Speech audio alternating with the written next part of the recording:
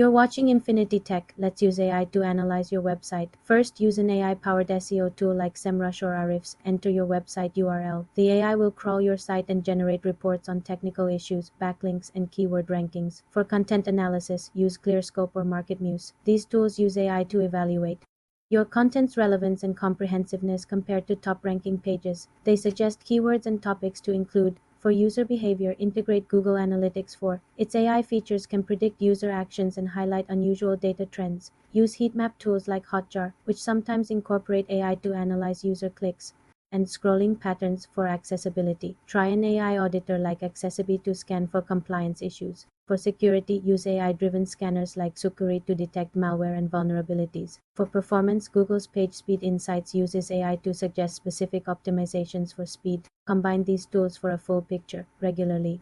Run these analyses to track improvements and identify new issues as your site evolves. For more simple computer tutorials, subscribe to the channel.